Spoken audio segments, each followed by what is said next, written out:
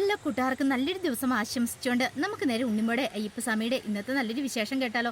അങ്ങനെ ഇന്നത്തെ വിശേഷത്തിൽ ഗിരിദേവനും വനമാലിയും കൂടെ കണ്ടുമുട്ടുവാണ്. ഈ സമയത്ത് ഗിരിദേവൻ വനമാലിയോട് പറഞ്ഞു ഉണ്ണിമോളുടെ കാര്യം. കാരണം സ്വന്തം കുഞ്ഞിനെ രക്ഷിക്കാൻ വേണ്ടിയിട്ട് ഉണ്ണിമോളെ ഇല്ലാതാക്കാൻ ശ്രമിക്കുന്ന ഒരമ്മ. എല്ലാവരും സ്വാർത്ഥനാണ്. അതിൻ്റെ ഉത്തമ ഉദാഹരണം അതല്ലേ ഇത്. പോറ്റമ്മയായി സ്വന്തം പെറ്റമ്മയാണെങ്കിൽ ഒരിക്കലും ഇങ്ങനെ ചെയ്യില്ലായിരുന്നു. ഇത് കേട്ടുകഴിഞ്ഞപ്പോഴത്തേനും വനമാലി പറഞ്ഞു കല്യ കാലമല്ലേ ഇത്. മാതാപിതാക്കൾ മക്കൾക്ക് ശത്രുക്കളാകുന്നൊരു സമയം, അത് ഒരു കാലമായത്. പറഞ്ഞിട്ടൊന്നും ഒരു കാര്യമില്ല ഗിരിദേവ. സംഭവിക്കാൻ പാടില്ലാത്ത പലതും ഈ സമയത്തൊക്കെ സംഭവിച്ചെന്നിരിക്കുമെന്ന് പറയാം. പിന്നീട് വനമാലി പറഞ്ഞു എന്താണെങ്കിലും അവൾ അനസൂയ അങ്ങനെ ചെയ്തിട്ടുണ്ടെങ്കിൽ അതിനുള്ള ശിക്ഷ അവൾക്ക് ഉറപ്പായിട്ടും കിട്ടിയിരിക്കും. നാഗങ്ങൾ ഇനിയിപ്പോൾ വെറുതെ ഇരിക്കില്ല. നാഗങ്ങൾക്ക് മനസ്സിലായി കാരണം ശത്രു ആരാണ് മിത്രം ആരാന്നുള്ള കാര്യം. എന്താണെങ്കിലും അവരെ നാഗങ്ങൾ അന്വേഷിച്ച് പോകുമെന്ന് പറയണം. കാരണം യമദേവൻ്റെ പ്രഭാവം നാഗത്തിൽ നിന്ന് മാറിയിരിക്കുന്നു. അങ്ങനെ വന്നു കഴിയുമ്പം ഇനി യഥാർത്ഥ ശത്രു ആരാന്ന് നാഗം തിരിച്ചറിയും. ഇത്രയും ദിവസം എന്ന് പറഞ്ഞാൽ യമദേവൻ്റെ പ്രഭാവം ഉണ്ടായിരുന്നുകൊണ്ടാണ് ഉണ്ണിമോളെ അന്വേഷിച്ച് നാഗങ്ങൾ നടന്നത്. പക്ഷേ ഇപ്പം അവരുടെ കാര്യം സാധിച്ചു. ഉണ്ണിമോളെ കൊത്തിയില്ലോ. ഇപ്പം ഇനിയിപ്പോൾ ആ പുറകെ പോകേണ്ട കാര്യമില്ല. അപ്പോൾ യമദേവൻ അങ്ങോട്ട് മാറിക്കഴിയുമ്പോൾ തന്നെ നാഗത്തിന് മനസ്സിലാവും തൻ്റെ കുഞ്ഞുങ്ങളെ പൈതലിനെ ആരാണ് എടുത്തുകൊണ്ട് പോയെന്നുള്ള കാര്യം. അപ്പോൾ അവർ ഉറപ്പായിട്ടും അന്വേഷിച്ച് പോകുമെന്നാണ് വനമാലി പറയണേ. ഈ സമയത്ത് ഉണ്ണിമോള് വല്ലാതെ കിടക്കുക. ഉണ്ണിമോളുടെ അരികെ മുത്തശ്ശിയുണ്ട്. മുത്തശ്ശി പറഞ്ഞു ഉണ്ണിമോള് പേടിക്കണ്ടെന്നൊക്കെ പറയാം. പക്ഷേ ഉണ്ണിമോള് കരയുമായിരുന്നു. ഉണ്ണിമോൾക്ക് വല്ലാത്ത വേദനയൊക്കെ അനുഭവപ്പെടുന്നുണ്ട്. ഉണ്ണിമോള് പറഞ്ഞു എനിക്ക് പറ്റുന്നില്ല മുത്തശ്ശി, എനിക്ക് ഒട്ടും സഹിക്കാൻ പറ്റുന്നില്ലെന്ന് പറയണം. ഇതേ മോള് വിഷമിക്കില്ല. ഗിരിദേവന് വനമാലി എന്താ പറഞ്ഞത്? നമ്മൾ എത്രയൊക്കെ നമ്മുടെ മനസ്സിനെ കഠിനമാക്കാൻ ശ്രമിക്കുക അത്രയും കഠിനമാക്കണം എന്നല്ലേ പറഞ്ഞേ.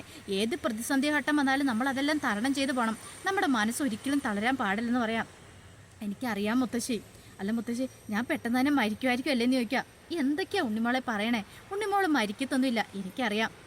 ഒരു പക്ഷേങ്കിൽ എനിക്ക് മരിച്ചു കഴിഞ്ഞാൽ എൻ്റെ അമ്മേനെ കാണാൻ പറ്റുമായിരിക്കില്ലേ.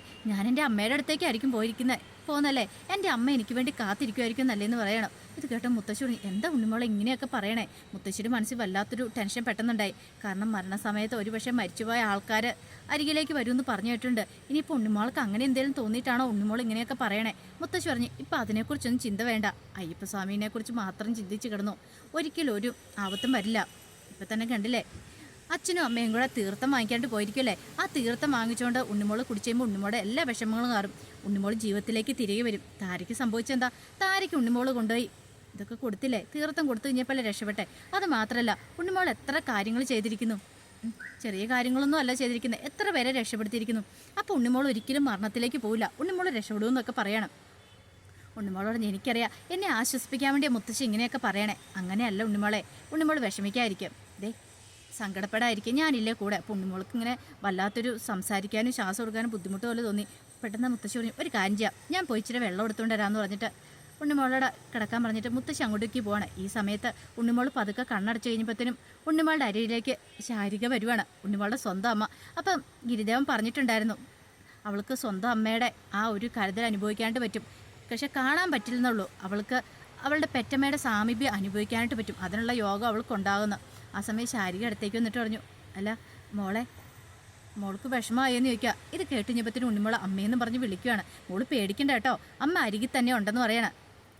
ഇതേ മോളെ കൊണ്ടുപോകാനായിട്ട് ഞാൻ ഇങ്ങോട്ട് വന്നിരിക്കുന്നു പറയണം. ഇത് കേട്ടത് ഉണ്ണിമോൾ പറഞ്ഞു എന്നെ അങ്ങോട്ട് കൊണ്ടുപോകണം അമ്മയുടെ അരിയിലേക്ക്. എനിക്ക് സന്തോഷമായി, എൻ്റെ കൂടെ അമ്മയുണ്ടല്ലോ എന്ന് പറയണം. അവിടെ മോളിൽ ചെന്ന് കഴിയുമ്പോൾ എൻ്റെ കൂടെ അമ്മ കാണില്ലേ നിൽക്കുക. ഇപ്പം മോളിലല്ല, ഞാൻ മോളുടെ അടുത്ത് തന്നെ ഇവിടെ ഉണ്ട്. മോള് പേടിക്കേണ്ട കാര്യമൊന്നുമില്ല. എന്തിനാ മോള് പേടിക്കണേ? ഞാൻ അടുത്തല്ലേ ഇരിക്കുന്ന മോളുടെ എന്നും പറഞ്ഞുകൊണ്ട് അരികിലേക്ക് വരുവാണ്. ഉണ്ണിമോള് സ്വപ്നത്തിൽ കിടന്ന് അമ്മയെന്നും പറഞ്ഞുകൊണ്ട് ശാരികയോട് സംസാരിക്കുന്നുണ്ട്. ഉണ്ണിമോള് ചോദിച്ചു എപ്പോഴാണ് അമ്മേനെ കൊണ്ടുപോകുന്നേ? മോളിലേക്ക് എപ്പോഴാണ് കൊണ്ടുപോകണമെന്ന് ചോദിക്കുക. അതിന് സമയമായിട്ടില്ല, അതിന് കുറച്ച് കടമ്പകളും കൂടെ കിടക്കാനുണ്ട്. അതിന് ശേഷം മാത്രമേ ഉണ്ണിമോളെ എനിക്ക് കൊണ്ടുപോകാനായിട്ട് പറ്റുള്ളൂ. അതിനുശേഷം നമുക്ക് ഒരുമിച്ച് പോട്ടോ. മോളുടെ കൈയും പിടിച്ച് അമ്മ പോകുന്നത്. അതുവരെ മോളുടെ അടുത്ത് അമ്മയുണ്ടാവും. മോള് ധൈര്യമായിട്ടിരുന്നു, പേടിക്കൊന്നും വേണ്ടെന്ന് പറയണം. ഈ സമയം ഉണ്ണിമോൾ അവിടെ കിടന്ന് അമ്മയെന്നും പറഞ്ഞ് അലറി വിളിക്കുകയാണ്. ആ ഒരു ശബ്ദം കേട്ടാണ് മുത്തശ്ശി പെട്ടെന്ന് വെള്ളമൊക്കെ ആയിട്ട് വരുന്നത്. എന്താ ഉണ്ണിമോളെ, എന്താ കാര്യം ചോദിക്കുക. എൻ്റെ അമ്മ, അത് എൻ്റെ അമ്മയെന്ന് പറയാണ്. പെട്ടെന്ന് ഉണ്ണിമോളെ തട്ടി വിളിക്കുക. ഉണ്ണിമോൾ കണ്ണുറന്ന് ചുറ്റും നോക്കുക. എൻ്റെ അമ്മ എന്തിയേ? എൻ്റെ അമ്മ വന്നെന്ന് പറയണം. മോൾക്ക് തോന്നിയതായിരിക്കും എന്ന് പറയാം. ഇല്ല മുത്തശ്ശി, എൻ്റെ അമ്മ വന്നു, ഞാൻ എൻ്റെ അമ്മേനെ കണ്ടെന്ന് പറയണം. ഇത് കേട്ടതും ഒരു കാര്യം ഉറപ്പായി, മിക്കവാറും ശാരിക വന്നിട്ടുണ്ടായിരിക്കും. ഇവിടെ എവിടെയെങ്കിലും കാണുമായിരിക്കും. ഉണ്ണിമോള് മരിക്കുകയെന്ന് അറിഞ്ഞപ്പോൾ അവൾ കൂട്ടിക്കൊണ്ട് പോകാൻ വന്നായിരിക്കും. എൻ്റെ അയ്യപ്പസ്വാമി, എനിക്ക് സഹിക്കാൻ പറ്റില്ല. എൻ്റെ മോള് എനിക്കത് സഹിക്കാൻ പറ്റില്ല, ഞാൻ എങ്ങനെ ഇത് സഹിച്ച് നിൽക്കും എന്നൊക്കെ പറഞ്ഞ് മുത്തശ്ശി കരയുവാണ്. ആ സമയത്ത് ശാരിക അവിടെ അടുത്ത് നിൽക്കുന്നുണ്ട്. മുത്തശ്ശിക്ക് കാണാൻ പറ്റുന്നില്ല. പെട്ടെന്ന് മുത്തശ്ശി പറഞ്ഞു, ഉണ്ണിമോളി വെള്ളം കുടിക്കാനും പറഞ്ഞുകൊണ്ട് വെള്ളം കൊടുക്കുകയാണ്. അങ്ങനെ ഉണ്ണിമോള് വെള്ളം കുടിക്കുകയാണ്. വെള്ളം കുടിച്ചിട്ട് ഉണ്ണിമോളോട് പറഞ്ഞു മോള് കിടന്നോളാൻ പറയാണ്. അങ്ങനെ പതുക്കെ ഉണ്ണിമോളെ അവിടെ കിടത്തുവാണ്. പിന്നീട് മുത്തശ്ശിക്ക് സങ്കടം സഹിക്കാൻ പറ്റുന്നില്ല. മുത്തശ്ശി പെട്ടെന്ന് പുറത്തേക്ക് ഇറങ്ങി വന്നപ്പോൾ അവിടെ ഗിരിദേവനും വനമാലയും നിൽക്കുന്നു. നേരെ ചെന്നിട്ട് പറഞ്ഞു, ഗിരിദേവ എനിക്ക് പറ്റുന്നില്ല എൻ്റെ മോളുടെ കണ്ണീര് കണ്ടിരിക്കാനായിട്ട്. പാവം എൻ്റെ മോള് എത്ര വിഷമിക്കുന്നുണ്ടെന്ന് അറിയാമോ? അവൾ നന്നായിട്ട് വിഷമിക്കുക. അവൾക്ക് സങ്കടം സഹിക്കാൻ പറ്റുന്നില്ല. അതിനേക്കാളുപരി അവളുടെ സമയമായും തോന്നേ. അവൾ അവളുടെ അമ്മേനെ കണ്ടെന്നാ പറയണേ. ഞാൻ എന്താ ഗിരിദേവൻ മറുപടി പറയണ്ടേ?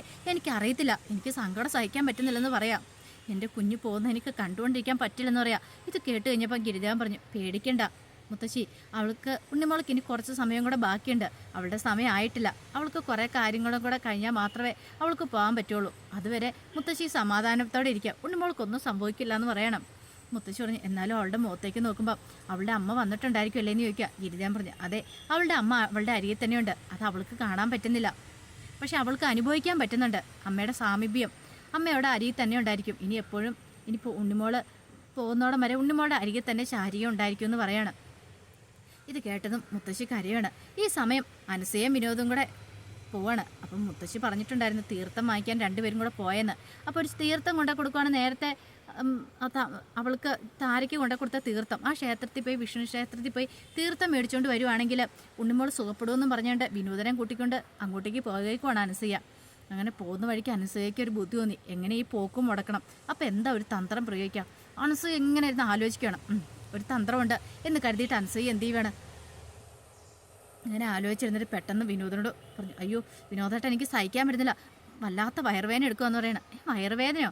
അത് ചിലപ്പോൾ അങ്ങോട്ടും ഇങ്ങോട്ടൊക്കെ നീ ഓടി ടെൻഷൻ അടിച്ചതിൻ്റെ ആയിരിക്കും. അല്ല വിനോദേട്ട, എൻ്റെ വയറ്റിൽ കൊളുത്തി പിടിക്കുക, എനിക്ക് സഹിക്കാൻ പറ്റുന്നില്ലെന്ന് പറഞ്ഞു വയറ് പൊത്തിക്കൊണ്ടിരുന്ന് കരയുവാണ്. പെട്ടെന്ന് വിനോദ് പറഞ്ഞു, ഇനി എന്ത് ചെയ്യാൻ പറ്റും, നമുക്ക് അടുത്തൊരു ഹോസ്പിറ്റലിലേക്ക് പോകാമെന്ന് പറയണം. അല്ല, അപ്പോൾ ഉണ്ണിമോൾക്ക് തീർത്ഥം കൊണ്ടേ കൊടുക്കണ്ടേ, അപ്പോൾ ഉണ്ണിമോളുടെ ജീവൻ രക്ഷിക്കണ്ടേന്ന് ചോദിക്കുകയാണ്. ഇത് കേട്ടപ്പോൾ അനസൂയ പറഞ്ഞു, എനിക്ക് വേദന സഹിക്കാൻ പറ്റാത്തതുകൊണ്ടാണ് വിനോദേട്ടാന്ന് പറയണം. എന്ത് ചെയ്യാൻ പറ്റും അനസൂയെ, നീ കുറച്ചുകൂടി ഒന്ന് വേദനയൊക്കെ അടിച്ചു പിടിക്കുക, അല്ലാതെ എന്ത് ചെയ്യാൻ പറ്റും? എത്രയും പെട്ടെന്ന് നമ്മൾ ഉണ്ണിമോളെ രക്ഷിക്കേണ്ടതെന്ന് ചോദിക്കാം. വിനോദിൻ്റെ മനസ്സിൽ എങ്ങനെ ഉണ്ണിമോളെ രക്ഷിച്ചാൽ മതി എന്നൊരു ചിന്ത മാത്രമേ ഉണ്ടായിരുന്നുള്ളൂ. പിന്നീട് അനസൂയ പറഞ്ഞു, ശരി ഞാൻ സഹിച്ചോളാം, കുഴപ്പമില്ല, ഞാൻ വയറ്റിൽ കിടന്ന് കുഞ്ഞു പോയാലും കുഴപ്പമില്ല, ഉണ്ണിമോളുടെ ജീവൻ രക്ഷിക്കാനായിട്ട് പറ്റുമല്ലോ, അത് മാത്രം എനിക്കൊരു സമാധാനമുള്ളൂ. സാരമില്ല വിനോദേട്ടാ, ഞാൻ സഹിച്ചോളാം, ഈ വേദന എത്ര എന്ന് വെച്ചാൽ ഞാൻ സഹിച്ചോളാം എന്ന് പറയണം. അവസാനം വിനോദ് പറഞ്ഞു, ഒരു കാര്യം ചെയ്യാം, ഇനിയിപ്പം നീ പറഞ്ഞല്ലേ, നേരെ ഹോസ്പിറ്റലിലേക്ക് തന്നെ പോയേക്കാം. ഇനിയിപ്പം ഉണ്ണിമോളൊക്കെ അതിന് ശേഷം തീർത്ഥം വാങ്ങിച്ചുകൊണ്ട് കൊടുക്കാമെന്ന് പറയാം. അനസൂയ ഒരു കള്ളച്ചിരിയൊക്കെ ചിരിക്കുകയാണ്. രക്ഷപ്പെട്ടു. തൻ്റെ പ്ലാനുകളും പദ്ധതികളും ഒക്കെ എങ്ങനെ നടന്നു. വിനോദേട്ടൻ താൻ പറയുന്നതെല്ലാം വിശ്വസിച്ചിട്ടുണ്ട്. ഇത് മതി, ഇത് മാത്രം മതി തനിക്ക്. ഇത്രയും കാലം തന്നെ പറ്റിച്ച് അവൾ നടക്കുമായിരുന്നു, ഇന്നത്തോടുകൂടി അവളുടെ ജീവൻ അങ്ങോട്ട് പോയിക്കോളും എന്നൊക്കെ ക്രൂരമായിട്ട് ചിന്തിക്കുകയാണ്. ആ സമയം അനസൂയയുടെ മനസ്സിൽ അത്രയ്ക്ക് ദുഷ്ടയാണല്ലോ. കാരണം വയറ്റിൽ കിടക്കുന്ന കുഞ്ഞിനെ രക്ഷിക്കാൻ വേണ്ടിയിട്ടാണ് ഉണ്ണിമോളോട് ആ കടുകായി ചെയ്തിരിക്കുന്നത്. പക്ഷേ നാഗങ്ങളിൽ ക്ഷമിക്കുമോ? പിന്നീട് വിനോദ് പറഞ്ഞു, ശരി വണ്ടി തിരിച്ചു വിടാനായി ഡ്രൈവറോട് പറയണം. അങ്ങനെ ഡ്രൈവർ വണ്ടി തിരിച്ചു. നേരെ ഹോസ്പിറ്റലിലേക്ക് വിടാൻ തുടങ്ങിയപ്പോഴത്തേനുമാണ് ഡ്രൈവർ പെട്ടെന്ന് പറഞ്ഞു, അയ്യോ വണ്ടി എടുക്കാൻ പറ്റുന്നില്ല, ഇതേ ഫ്രണ്ടിൽ നിറച്ചും പാമ്പ് വന്നിരിക്കുന്നത് പറയണം. പാമ്പോ? ഇതെവിടെ ഈ സമയത്ത് പാമ്പ് വന്നിരിക്കുന്നത്? അത് റോട്ടിൽ, എനിക്കറിയില്ല എന്ന് പറയണം. കുറച്ച് ഹോൺ അടിക്കാൻ പറയണം. അങ്ങനെ കുറേ ഹോൺ അടിച്ചു ഡ്രൈവർ. പക്ഷേ എവിടുന്ന് നാഗങ്ങൾ പോവോ? നാഗങ്ങൾക്ക് മനസ്സിലായി. കാരണം നാഗങ്ങളുടെ മേലെ ആ യമദേവൻ്റെ പ്രഭാവം മാറിക്കഴിഞ്ഞപ്പോൾ നാഗങ്ങൾക്ക് മനസ്സിലായി തൻ്റെ യഥാർത്ഥ ശത്രു ആരെന്ന്. അപ്പോൾ അനസൂയെ തേടി വന്നിരിക്കുന്ന. പെട്ടെന്ന് ഫോൺ അടിച്ചിട്ട് മാറാത്തവൻ പറഞ്ഞു, മാറുന്നില്ലെന്ന് പറയണം. വിനോദ് അനസൂയോട് പറഞ്ഞു, അല്ല നിൻ്റെ വീട്ടിൽ സർപ്പക്കാവൊക്കെ ഉള്ളതല്ലേ, അത്യാവശ്യം ഈ കാര്യങ്ങളൊക്കെ കണ്ടാൽ നിനക്ക് മനസ്സിലാക്കാൻ പറ്റില്ലേ, എന്താ കാര്യം, ഇതെന്താ നാഗങ്ങൾ പോകാത്തേ? അനസൂയ നീ നോക്ക്, എന്താ കാര്യം നോക്കാൻ പറയണം. അനസൂയക്കാണ് ആകെപ്പാടെ പേടിയേ. പെട്ടെന്ന് അനസൂയയുടെ മനസ്സിലേക്ക് ഗിരിദേവൻ പറഞ്ഞ കാര്യം ഓർമ്മ വന്നു. ആ അദ്ദേഹത്തിൻ്റെ അവരുടെ നാഗങ്ങളുടെ പൈതകളെ കൊണ്ടേ കൊടുത്ത എത്രയും പെട്ടെന്ന് തന്നെ മാപ്പ് പറയാം സർപ്പദൈവങ്ങളോട്, പരദേവതകളോട്, അല്ലെങ്കിൽ അവ നിന്നെ പിന്തുടർന്ന് വരും, പിന്നെ നിനക്കൊരു രക്ഷയും ഉണ്ടാവത്തില്ലെന്ന്. ഇത് കേട്ട് കഴിഞ്ഞപ്പോൾ അനസൂയയുടെ ചങ്ങും നടിച്ചു. അങ്ങനെയാണെങ്കിൽ നാഗങ്ങൾ തന്നെ തേടി വന്നിരിക്കുന്നു. അതാണിപ്പോൾ സംഭവിച്ചിരിക്കുന്നത്. ഒരു നിമിഷം അനസൂയ പെട്ടെന്ന് വിനോദോട് നമുക്ക് ഇറങ്ങിപ്പോന്ന് പറയണം. അങ്ങനെ ഇറങ്ങാൻ തുടങ്ങി. വിനോദ് ഡോറ് തുറക്കാൻ തുടങ്ങിയപ്പോൾ അവിടെ സർപ്പം പത്തി വരിച്ച് ഇങ്ങനെ നിൽക്കുക, ഇറങ്ങാൻ പറ്റണില്ല. അതുപോലെ തന്നെ അനസൂയം തുറക്കാൻ നോക്കിയപ്പോൾ അനസൂയക്കും തുറക്കാൻ പറ്റുന്നില്ല, പെട്ടുപോയി അതിനകത്ത്. എന്ത് ചെയ്യണമെന്ന് അറിയത്തില്ല. അപ്പോഴേക്കും അങ്ങോട്ട് ഗിരിദേവൻ വന്നു. ഗിരിദേവൻ വന്നിട്ട് പറഞ്ഞു, എന്ത് പറ്റി? വിനോദ് പറഞ്ഞു, എനിക്ക് എന്താണെന്ന് അറിയത്തില്ല, ഇതേ നാഗങ്ങൾ ചുറ്റും നിൽക്കുക, ഡോറ് തുറന്നിറങ്ങാൻ പറ്റുന്നില്ലെന്ന് പറയാണ്. ഇത് കേട്ടതും ഗിരിദേവൻ പറഞ്ഞു, അല്ല ഉണ്ണിമോളുടെ അമ്മയ്ക്ക് കാര്യങ്ങളൊക്കെ അറിയാലോ. എന്തുകൊണ്ടായിരിക്കും നാഗങ്ങൾ വന്നിരിക്കുന്നത്? അവർ വെറുതെ വരത്തില്ലെന്നറിയാലോ. അതിൻ്റെ പിന്നിൽ എന്തെങ്കിലും കാരണം കാണത്തില്ലെന്ന് ചോദിക്കുകയാണ്. ഇത് കേട്ടോ അനസൂയൊന്നും മിണ്ടുന്നില്ല. അപ്പോൾ വിനോദ് പറഞ്ഞ കാരണമോ? എന്ത് കാരണം? അത് ആൻറ്റിക്ക് ശരിക്കും അറിയാവുന്ന കാര്യമാണ്. ആൻറ്റിയോട് തന്നെ ചോദിച്ചു വെക്ക്. ഞാൻ നേരത്തെ പറഞ്ഞിട്ട് കൊടുത്തിട്ടുള്ള കാര്യമാണ്, നാഗങ്ങളെ വെച്ച് കളിക്കരുതെന്ന്. പക്ഷെ ആൻറ്റി അത് കേട്ടില്ല. നാഗങ്ങളെ വെച്ച് ആൻറ്റി ഒരു കളി അങ്ങോട്ട് കളിച്ചു. അതിന് ശിക്ഷയാണ് ഇപ്പോൾ കിട്ടാൻ പോകുന്നത്. ഇനി അനുഭവിച്ചോ. ഇനി എനിക്കൊന്നും ചെയ്യാൻ പറ്റില്ലെന്ന് പറയാണ്. ഇത് കേട്ട ഒരു ഞെട്ടലോടുകൂടി വിനോദ് അനസൂയനെ നോക്കുകയാണ്. അപ്പോൾ അതിൻ്റെ വിശേഷങ്ങളൊക്കെയാണ് കണ്ടത്. ഇതിൻ്റെ ബാക്കി വിശേഷങ്ങളുമായിട്ട് വൈകുന്നേരത്തെ പ്രമോ വിശേഷത്തിൽ വരാം കേട്ടോ. ഒരിക്കൽ കൂടി എല്ലാവർക്കും നല്ലൊരു ദിവസം ആശംസിച്ചുകൊണ്ട് നിർത്തുന്നു.